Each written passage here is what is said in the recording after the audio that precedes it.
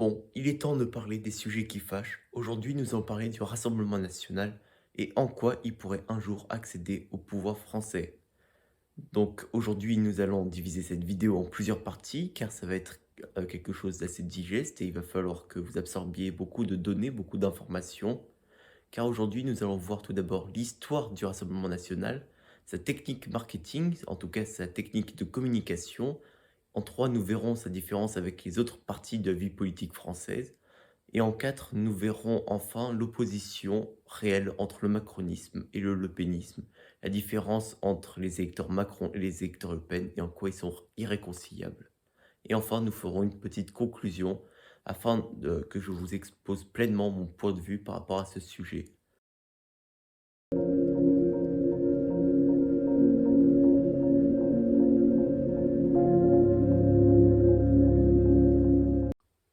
Le Rassemblement national, de son ancien nom Front national, est un parti d'extrême droite qui fait partie de la vie politique française depuis 1972 et est un parti qui a été fondé par le groupe néofasciste Ordre Nouveau, qui est un groupe qui soutenait l'Algérie française. Ce groupe a été supprimé par le gouvernement en 1973 et ont présenté leur premier candidat à la présidentielle en 1974.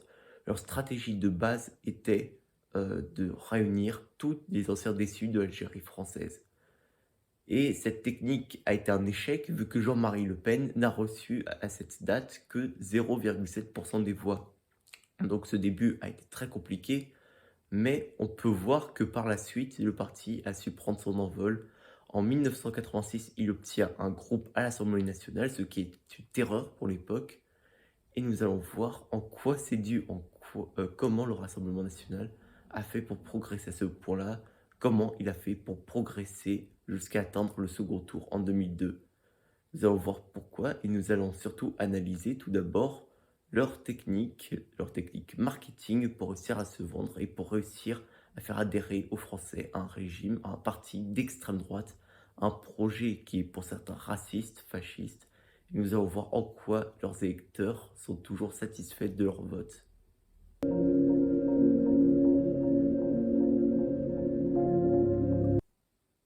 Alors, une question qu'on peut se poser et qui serait tout à fait légitime, c'est comment le Rassemblement national, ou plutôt le Front national à l'époque, a-t-il fait pour se vendre? Alors là, je vais vous dire ce que je pense de comment le parti a fait pour se développer. Selon moi, la technique marketing qui a été utilisée par le Front national a été de faire passer les étrangers et le gouvernement comme alliés contre la population française, c'est-à-dire que le gouvernement aurait trop peur des étrangers, que le gouvernement aurait trop peur des immigrés, d'une invasion, d'une immigration de masse, et qui donc laisserait les étrangers s'installer, voler les emplois des Français, terroriser les vrais Français, et qui laisserait les étrangers sous un état d'assistanat, c'est-à-dire les étrangers seraient des assistés qui bénéficient de logements sociaux, d'aide sociale à tout va, pendant que les vrais Français galèrent, pendant que les vrais Français sont taxés. Et là, ensuite, on peut se poser une légitime question, c'est est-ce que ça a été suffisant pour se faire élire, enfin, pour être plébiscité par près de 42% des Français? Eh bien, je vais vous dire un truc, il y a eu un grand changement entre Jean-Marie Le Pen et Marine Le Pen. Au temps de Jean-Marie Le Pen, en 1997, Ipsos avait fait un sondage et ça répondait, en tout cas les électeurs FN répondaient à près de 84% que leur vote était justifié par une opposition aux hommes politiques en place à l'époque. Donc le changement avec Marine Le Pen, c'est que à partir de Marine Le Pen, beaucoup de personnes vont adhérer aux idées du FN, du Rassemblement national par la suite. Et donc la différence avec 2017 et 2022, c'est que maintenant près de 40% des votants FN croient au programme du FN, du Rassemblement national. C'est-à-dire que en gros, presque la majorité des gens qui votent pour un parti d'extrême droite le font parce qu'il est d'extrême droite. Et la question que les médias se sont posées, c'est pourquoi? Et beaucoup ont trouvé comme réponse que ce serait parce que le Rassemblement national se serait adouci, aurait adouci les bords. Alors moi, je ne pense pas du tout ça. Moi, je pense que le rapport des Français à la peur a évolué, que désormais la France, c'est chaque jour 13 000 agressions, 200 viols, 3 meurtres, et que donc les Français désormais auraient peur des étrangers parce que la propagande du Rassemblement national a été suffisamment efficace pour que les Français croient que cette insécurité est due aux étrangers et donc que les Français réussissent désormais à assimiler les étrangers et ceux qui commettent des crimes, alors qu'en réalité tout cela est un état d'insalubrité dans les quartiers populaires et donc que les conditions réelles de ce problème sont tout à fait différentes. Mais en tout cas, dans la croyance populaire, dans la croyance ouvrière, le vrai problème, ce sont les étrangers et les hommes politiques. Et c'est donc comme cela qu'on s'est retrouvé avec près de 23% de personnes qui votent Marine Le Pen au premier tour par conviction.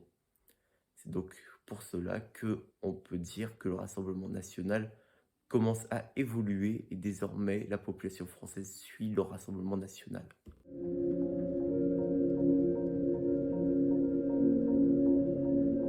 Cela ne justifie pas tout, car l'électeur Marine Le Pen pourrait aussi être un électeur Jean-Luc Mélenchon. Quelle est la différence entre ces deux votes? Eh bien, pour commencer, la différence entre le vote Mélenchon et le vote Marine Le Pen est l'origine ethnique de l'électeur. En effet, près de 36% des personnes d'origine africaine auraient voté Jean-Luc Mélenchon selon Ipsos Interactive. Donc ce sondage peut permettre de tout d'abord de dresser un portrait ethnique de l'électeur. Secondairement, on peut ensuite dépister l'électeur par catégorie socio-professionnelle.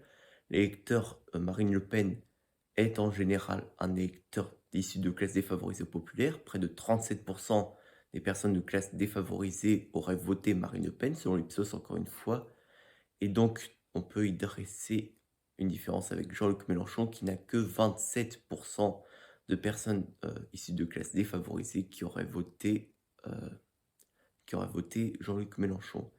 Et donc, ces électeurs de classe défavorisée sont en général chez Marine Le Pen des électeurs blancs, c'est-à-dire des personnes recalées, des personnes du Nord qui ont été licenciées, mis au chômage lors de la crise industrielle et qui donc ont beaucoup d'amertume envers le système politique actuel, qui détestent les étrangers par exemple, qui sont conservateurs socialement, alors que les électeurs Mélenchon, qui sont quand même assez populaires, ici encore, sont plutôt préoccupés par des améliorations de salaire, par l'abolition du capitalisme, par la fin d'un racisme systémique dans les cités de la part de la police, qui sont beaucoup plus préoccupés par ces domaines-là que par le domaine de l'immigration, que par le domaine de la corruption des élites.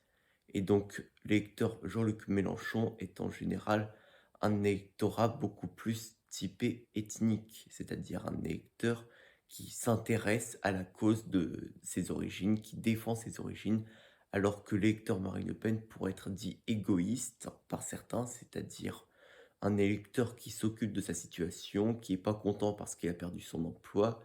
C'est une cause que l'on peut défendre, mais que l'électorat Jean-Luc Mélenchon et l'électorat macroniste ne comprennent pas totalement. C'est donc cela la différence principale entre les deux électorats, Jean-Luc Mélenchon et l'électorat Marine Le Pen.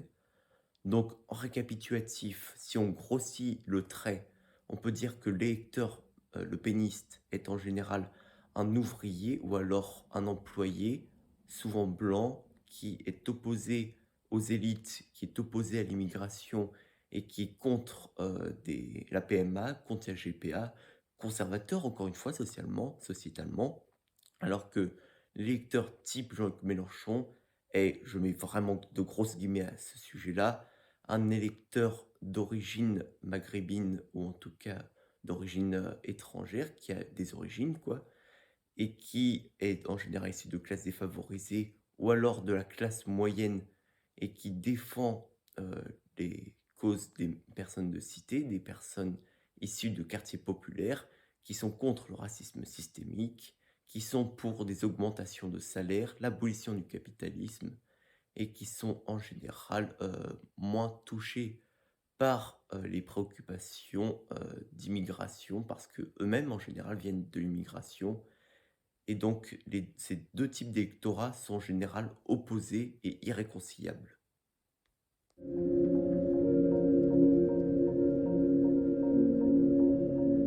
Alors, une question reste en suspens pour l'instant, c'est d'où vient l'amertume envers Emmanuel Macron après sa réélection? Cet élément nous permettrait de mieux comprendre l'actualité pour les vidéos à venir. Eh bien, selon les médias, il y a deux paramètres. Moi, je pense qu'il y en a plus. Le premier paramètre, ça aurait été l'abstention qui aurait provoqué l'amertume des Français, car Emmanuel Macron a été réélu par une minorité des Français. Et le deuxième élément, c'est le barrage républicain qui a poussé des électeurs de gauche à voter Emmanuel Macron. Mais il ne faut pas oublier les électeurs lepénistes qui ont aussi beaucoup de rancœur. Et c'est ce troisième élément que nous allons chercher à analyser en ce moment. Cet élément serait, selon Emmanuel Todd et moi, le coefficient de corrélation entre le vote macroniste et le vote lepéniste. Emmanuel Todd est un grand sociologue et anthropologue qui a publié un livre après la présidentielle de 2017 et les européennes de 2019 sur les problèmes de la société française actuelle. Et là, il a expliqué dans un de ses chapitres le coefficient de corrélation en 2017 entre le vote macroniste et le vote lepéniste. Et nous pouvons y voir que le coefficient de corrélation est de moins 0,93. On va simplifier, un coefficient de corrélation est compris entre 1 et moins 1. Donc plus ce coefficient est proche de 1, plus la valeur x influencera la valeur y positivement. A l'inverse, plus on est proche de moins 1, plus la valeur x influencera la valeur y négativement. Donc imaginons, plus il y a d'x, moins il y a d'y. Et enfin, plus ce coefficient est proche de 0, moins les deux variables ont un rapport. Et on estime en sociologie qu'un coefficient de corrélation qui est compris entre moins 0,3 et 0,3 n'a aucun intérêt et que les deux variables n'ont aucun rapport.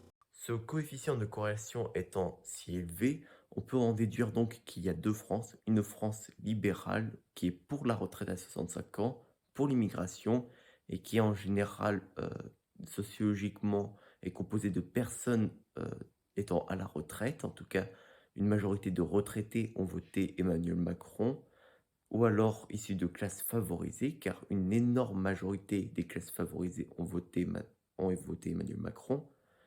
Et de l'autre côté, une France populaire, une France ouvrière, ou alors une France du chômage, qui est opposée à l'immigration, qui est opposée aux hommes politiques actuels et qui est en général assez jeune.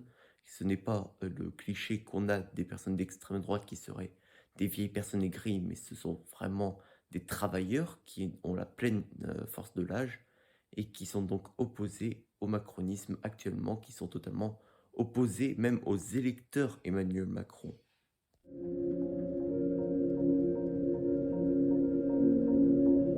En conclusion, je pense que la haine accumulée autour d'Emmanuel Macron est due en réalité au fait qu'il a été réélu par une minorité de Français, ce qui fait qu'il n'a aucune légitimité à gouverner selon la Constitution. Donc, en réalité, Emmanuel Macron a peu de marge de manœuvre, en plus qu'il n'a plus de majorité à l'Assemblée à cause de cela. Et en deuxième lieu, le peuple qui a voté Rassemblement national est un peuple irréconciliable avec ce qu'on a vu précédemment et que ce peuple n'a aucune chance de tolérer 5 années de plus de macronisme. Pour ce qui est du Rassemblement national, le sujet principal de cette vidéo, je pense qu'il n'a plus que quelques années au pouvoir qu'il n'a plus que quelques années à attendre avant d'arriver au pouvoir et que dans quelques années, il y a de grandes chances que le Rassemblement national arrive au pouvoir. Je ne le souhaite pas, mais je pense que c'est une réalité qu'il va falloir admettre. En attendant, si cette vidéo vous a intéressé, si elle vous en a appris plus sur le Rassemblement national et si vous trouvez que ça vous a plus servi que les médias qui vous racontent la même chose depuis des années, n'hésitez pas à vous abonner, à partager la vidéo, à liker. En attendant, je vous souhaite une bonne soirée, je vous souhaite 5 bonnes années de macronisme. Allez, salut!